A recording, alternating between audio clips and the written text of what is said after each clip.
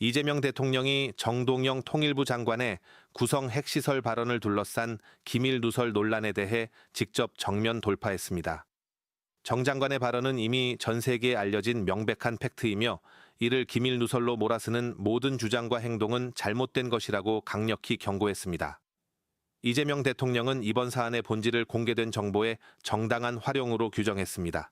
정 장관이 언급한 구성 핵시설의 존재는 이미 각종 학술 논문과 언론 보도를 통해 전 세계에 널리 알려진 사실이라는 점을 명백한 팩트로 못 박았습니다. 특히 이 대통령은 정 장관이 미국으로부터 받은 기밀을 누설했다는 것을 전제로 한 모든 주장과 행동은 명백히 잘못된 것이라며 대체 왜 이런 터무니없는 일이 벌어지고 있는지 철저히 규명하겠다는 의지를 밝혔습니다. 실제 정동영 장관은 20일 정부 서울청사에서 기자들과 만나 이미 수십 차례 보도되고 공개된 자료를 사용해서 정책을 설명한 것일 뿐이라고 밝히며 구체적인 근거도 제시했습니다. 특히 지난해 7월 인사청문회에서도 똑같은 내용을 언급했음에도 불구하고 9개월이 지난 지금 느닷없이 문제를 제기하는 저희가 의심스럽다고 지적했습니다. 여권에서도 이번 논란을 정동영 죽이기를 위한 악의적 공격으로 규정했습니다. 조국혁신당 김준영 의원은 이미 세상이 다 아는 정보를 기밀이라 우기며 통일부 장관 책임론을 부각시킨 정부 관계자의 정보 누설 의도가 매우 의심스럽다고 비판했습니다. 김 의원은 이번 사태의 배후에 대통령의 대북관계 개선 의지를 꺾고 한미 간 이간질을 통해 자리를 보전하려는 세력이 있다고 관측했습니다. 실제로 미국이 정보 공유 제한 사유로 언급한 항목들 중에는 주한미군 사령관 사과 보도와 DMZ 법 등이 포함되어 있으며 정 장관의 발언은 가장 나중에 언급된 것으로 알려졌습니다. 그럼에도 불구하고 특정 세력이 이를 기밀 누설로 둔갑시켜 장관 경지를 압박하는 상황은 안보를 정쟁의 도구로 삼는 위험한 행태라는 비판이 커지고 있습니다. 아유, 점심시간인데 좀 많이 나오셨네. 정말 고생 많으십니다. 쉬고 있는 것 같은데 일단 최근 상황 좀 어떻게 보고 계십니까? 모든 것을 국익을 중심으로 판단해 주셨으면 합니다. 중동 전쟁으로 안보 환경이 엄중한 가운데 아무런 문제가 없는 한미 관계 위기설을 퍼뜨리는 일각의 행태가 걱정스럽습니다. 우리 언론에서도 잘 아시는 대로 이미 수십 차례 보도되고 공개된 공개 자료를 사용해서 정책을 설명한 것일 뿐입니다. 북핵 문제의 심각성을 설명하기 위해서 정책을 설명한 것인데 이것을 정보 유출로 모는 것은 대단히 유감스럽습니다. 아시는 대로 2016년, 10년 전이죠. ISIS, 국제안보과학연구소, 미국의 싱크탱크에서 발표한 논문에도 구성에 대한 언급이 있었고, 당시 KBS를 비롯해서 많은 언론들이 보도했습니다. 그 이후에도 작년, 재작년에 CSIS라든지 랜드 연구소라든지 보고서에 있었고, 또 국내외 언론에 수십 차례 보도된 겁니다. 공개된 정보입니다. 또 제가 작년 7월 14일 인사청문회 때 그때도 구성을 언급했어요. 근데 그때는 아무 말 없다가 9달 지나서 느닷없이 이 문제를 들고 나온 그 저희가 의심스럽습니다. 다시 한번 말씀드리면 이것에 대한 확대 해석, 억지 비판은 자제해 주시기 바랍니다. 아니, 지금 일각에서 이제 책임론이나 이런 걸 말씀하신 거에 대한 얘기를 하셨는데, 사실 지금 이 논란이 처음 시작된 기사나 이런 것들은 대부분 다 정부랑 여권 관계자 보도가 거기는 어떻게 생각하십니까? 그건 잘 모르겠어요. 그 한미 정보 공유가 장관님 발언 이후에 제한됐다라는 사실관계에 대해서는 어떻게 파악하고 계신가요? 사실로 통일부나 당국에서는 그 부분에 대해서는 확인할 수가 없다는 입장을 말씀드린 것 같습니다. 그 구성 발언이 말씀하신 듯 그 보도대로 원인이라면 그 공개된 말씀하신 것처럼 공개된 정보인데 왜 미국이 문제 삼는다고 보시나요? 그걸 저 기자님이 취재 좀 해주시면 좋겠어요. 왜 9달 전에 인사청문회에서도 한 얘기인데, 그리고 제가 2005년 9.19 북핵 포기 육자회담 공동성명 당시에 그 회담을 진두지휘했던 NS 위원장 겸 통일부 장관이었습니다. 그 이래 국내외에 공개된 자료나 정보, 북핵 관련해서 꼼꼼하게 다 챙겨서 이해하고 있었고, 그런 연장에서 작년 인사청문회 때도 얘기를 했던 겁니다. 그러니까 제가 좀 당황스럽죠. 어쨌든 최근의 보도는 이제 장관님 발언 이후에 한미 정보 당국 간의 정보 공유가 대북 정보 공유가 좀 제한이 됐다. 그래서 일각에서는 누군가는 책임을 져야 한다라는 책임론도 제기되고 있는데 이 부분에 대해서는 좀 어떻게 보시나요? 공개된 정보를 바탕으로 정책을 설명한 것을 정보 유출로 모은 것이 문제지, 그 책임을 얘기하는 건 앞뒤가 좀 그러네, 맞지 않다고 생각합니다. 정보 유출로, 그러니까 정책을 설명한 것을 정보 유출로 모은 것이 문제라고 말씀하셨는데요. 정보 유출로 모은 것이, 모은 주체가, 여권 관계자라고 생각하시는지, 미국이라고 생각하시는지요? 그건 잘 모르겠습니다. 한미 관계가 굉장히 한미 관계가 굉장히 강력하지만 지난 수십 년간 업된 다운이 이렇게 있었지 않습니까? 근데 그럴 때조차 정보 제한한다는 얘기는 없었던 것 같아요. 가끔 간헐적으로 있었어요. 네, 과거에도 있었습니다. 과거에 있었습니까? 어찌됐건 이만한 사안으로 그것이 실제로 어떤 민감한 정보인지는 모르겠는데 이렇게까지 온 이 사태에 대해서는 어떻게 보세요? 이런 대응에 대해서는? 한미 간에 원만한 소통을 통해서 역시 원만하게 잘 해결되기를 기대합니다. 언제쯤 해결이 될 걸로 보세요? 언론에서 도와주시면 잘 해결될 겁니다. 감사합니다. 장관님 아까 저희가 무엇인지 공개된 자료를 바탕으로 정책을 설명한 것인데 그것을 정보 유출로, 정책 설명과 정보 유출은 동의어가 아니잖아요. 그 저희에 대해서는 어떻게 짐작하고 계신다고 했어요? 짐작만 합니다. 이 동맹파와 제주파의 갈등이다, 이렇게 프레임으로 보고 계시는 분도 있는데. 그렇게 생각하진 않습니다. 의원들은 29일 일괄 사퇴합니다. 그리고 이번 주 목요일 날 오전 11시 확정된 광역단체장 후보 출정식을 이곳 당대표 회의실에서 합니다. 아직 의원직 사퇴가 되지 않아서 공석은 아닙니다만 그 전에라도 예상 후보를 발표할 예정입니다. 국회의원 재보궐선거 공천자 결정은 말씀드린 대로 전략공천입니다.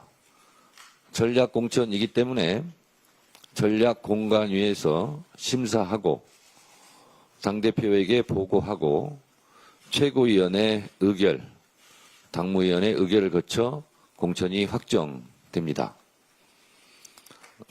따라서 29일 이전에 몇몇 지역을 발표할까 합니다. 29일 이전에 발표하는 아직 현역 의원이 의원직 사퇴를 하지 않은 지역은 예상 후보자일 것이고 공석이 된 자리는 그 후보가 당무위를 거치면 확정이 되는 이런 절차를 밟게 될 것입니다. 오늘은 국회의원 재보궐선거 공천 예상자라 할 수 있습니다. 오늘 오전에 전략공관위에서 6.3 국회의원 재보궐선거 공천 예정자를 회의를 통해서 결정을 했습니다. 6.3 국회의원 재보궐선거 공천 1호가 될 텐데요. 그것은 황희 전략공관위원장께서 직접 발표하시겠습니다. 네. 이번 지방선거 몇 가지 의미가 있죠. 불법 계엄과 내란 극복 과정에서 대한민국 사회에 더 깊어진 민주주의, 더 넓어진 민주주의를 과연 실현할 수 있는 정당, 실현할 수 있는 후보가 누구인가라는 것을 선택하는 날이기도 합니다. 아울러서 이재명 정부의 성과가 날이 갈수록 탄탄하고 더 늘어나고 있습니다. 이런 정부의 큰 성과가 우리 국민들의 성공과 행복 그리고 또 성과로 이어지게 할 수 있는 그런 적임자 과연 누구이냐라는 지방선거의 후보자와 또 아울러서 함께 치러지는 국회의원 재보궐선거의 후보자를 선택하는 기준이라고 할 수 있겠습니다. 정청래 대표님과 민주당이 1호로 재보궐선거에 인재 영입한 우리 전태진 후보는 울산에서 태어나서 울산에서 쭉 자라고 학교를 다니고 변호사 활동도 아주 사회적으로 적극적으로 해오신 분입니다. 울산 하면은 울산 남구갑 하면은 이번 재보궐선거 중에서도 가장 민주당에서는 험지에 해당되는 곳이기도 합니다. 그리고 그런 험지에 나갈 수 있는 우리 후보 전태진 후보가 상당히 능력도 있고 뛰어난 경력과 이런 스펙을 갖췄는데요. 이 인재 영입 1호에 대한 울산 남구의 전략공관위의 결정은 그 자체로서 가장 험지에 가장 뛰어나고 참신한 후보를 배치한다는 것 자체가 그 자체로서 상징성을 가지고 있다고 생각합니다. 그래서 우리 당에서 인재 영입 1호로 발굴한 우리 전태진 후보를 전략공관위원회에서는 가장 험지고 그러긴 하지만 가장 상징적으로 우리 울산 남구 갑에 배치해 줄 것을 당과 정책내 대표님께 심사한 결과를 보고드린 바 있습니다. 이상입니다. 오늘 오전에 전략공관 회의에서 그렇게 결정되었다는 보고가 있었고 그 보고를 오늘 공개하는 것입니다. 울산 남구 갑 김상욱 의원이 의원직 사퇴할 경우 공석이 될 그 자리에는 전태진 변호사 우리 당 인재 영입 1호 전태진 변호사를 공천할 예정이다라는 말씀을 드립니다. 최고위원회에서 앞으로 회의를 통해서 결정하고 당무위에서 결정될 때까지는 예상이라는 점을 말씀드립니다. 아울러 앞으로 국회의원 재보궐선거 후보자는 인재 영입, 내부 발탁, 그리고 기존에 있는 명망 있는 당내 인사 배치, 재배치가 되겠죠. 이런 세 가지 원칙을 통해서 필요한 곳에 적재적소에 후보를 배치할 예정이라는 말씀드립니다.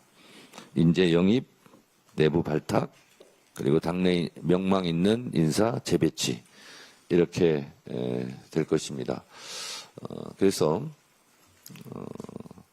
6.3 지방선거의 승리와 함께 이 국회의원 재보궐선거에서도 지방선거에 보탬이 되고 또 국회의원 재보궐선거에 지방선거에 보탬이 되고 지방선거는 또 국회의원 재보궐선거에 보탬이 되는 서로 윈윈할 수 있는 그런 공천을 하겠다라는 말씀을 드립니다.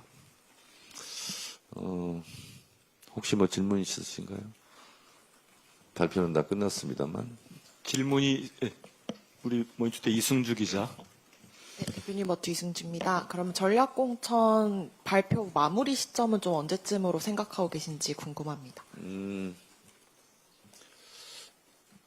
사실 기간이 얼마 남지 않았기 때문에 사실은 지방선거 공천과 함께 그 과정 속에서 여러 가지 준비를 많이 한 것은 사실입니다. 그리고 대체적으로 윤곽은 다 잡고 있는 것도 사실입니다. 그래서 언제라고 딱 찍어서 며칠까지라고는 말씀드리지 않겠습니다만 이 또한 지방선거 공천처럼 전광석화처럼 가장 빠르게 공천할 것입니다. 예, 추가 질문 없으면 오늘 먼저 한 분만 더 받고 마치겠습니다. 아니 됐어요. 더 받으시겠습니까? 네. 예. 경향신문의 허진무 기자입니다. 어제 김용 전 민주연구원 부원장님이 대표님 일정 도왔던데 공천에 대해서 당내 찬반 여론이 있는 걸로 알고 있습니다. 이거 검토도 같이 하시는지요? 그 부분은 차차 말씀드릴 날이 있을 것입니다. 예, 다른 질문. 저 뒤쪽에 예, 한국일보 김현우 기자. 마이크를 갖다 줘.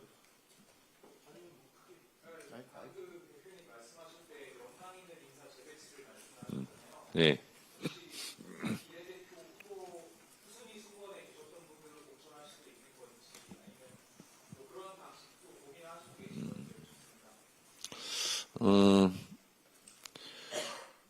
비례대표 후순위라기보다는 기존에 당내 신망이 높고 또 명망이 있고 또 당에 선당후사 헌신을 한 그런 분들이 대상이 되지 않을까 생각을 합니다. 예를 들면 이광재 전 의원 같은 경우 이번에 강원도 도지사에서 유력한 후보임에도 우상호 후보에게 선당후사의 모습을 보여줘서 많은 사람들에게 감동을 주었고 또 강원도에서도 이광재 전 의원을 안타깝게 그리고 안타깝게 생각하는 그런 목소리들이 많고 그래서 이번 국회의원 재보궐 선거에 기회를 줘야 되는 거 아니냐 이런 목소리가 높습니다. 그래서 실제로 우상호 후보 지지율 견인하는데도 이광재 전 의원께서 많은 역할을 하고 있다라고 저희들은 평가를 합니다. 그래서 이광재 의원 같은 분은 어디에 내놔도 손색이 없고 그리고 특히 요즘 핫플레이스로 떠오른 여러분이 짐작하는 그런 곳에 출전을 해도 경쟁력이 매우 있다 이렇게 생각을 합니다. 그래서 내부적으로 검토하고 있다는 것을 말씀드립니다. 예, 이 정도로 대표님 하겠습니다. 네, 한 분만 더. 한번 네. 예. 예, 대표님 한겨레 김채용 기자입니다. 간단한 질문인데요. 그 평택 을 지역을 포함해서 전 지역 공천 그대로 방침 그대로인지만 여쭙습니다.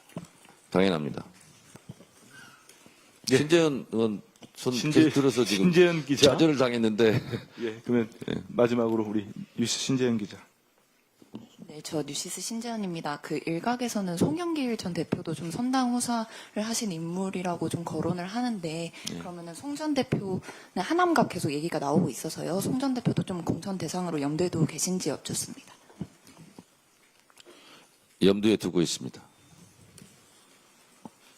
예, 대표님 답변이 단답형에서 이제 마치고 다음 일정 있으셔가지고 그렇게 하겠습니다. 오늘 긴급하게 이렇게 많이 와주셔서 감사합니다. 기자분들. 고맙습니다. 이상 마치겠습니다. 마치기 전에요. 예. 아까 우리 전략공관위원장께서 울산을 험지라고 몇 번 얘기하셨는데 실제로 가보니까 울산도 이제 험지가 아니구나 이런 생각을 좀 했습니다. 거기에도 파란 바람이 일렁이고 있었고요. 그리고 실제로 기대가 많고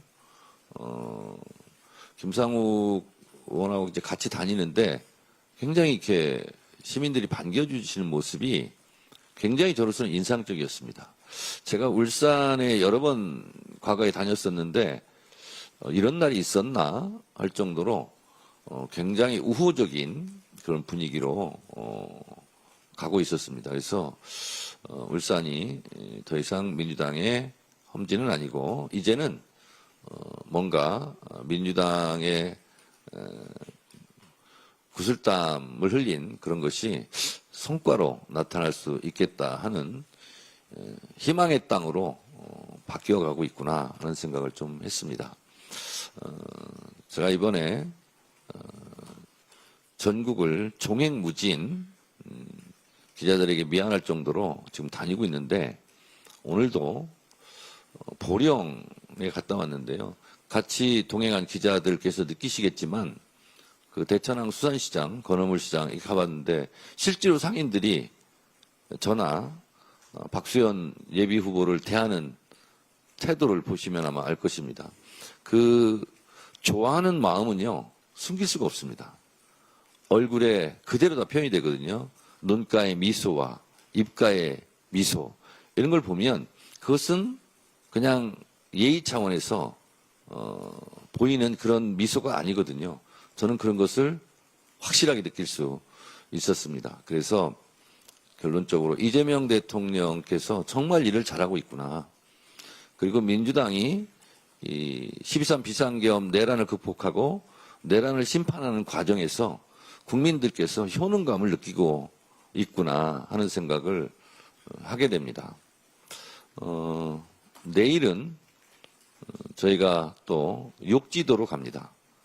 그래서 수요일 날 욕지도 아침에 선상 최고위원회를 하는데 이처럼 보통 흔히들 일정이 메시지라고 하지 않습니까? 저희는 그동안 가보지 않은 길, 그동안 생각해 보지 않은 일, 그리고 그동안 관례에 따른 반복되는 옛날 방식을 탈피해서 창의적 상상력이 넘치는 그러한 일정과 메시지와 그리고 그러한 모습으로 국민들에게 신선한 충격으로 다가올 수 있는 그런 지방선거를 준비하고 있고 착붙 공약에서 보듯이 예전 방식과는 다른 상향식 공천과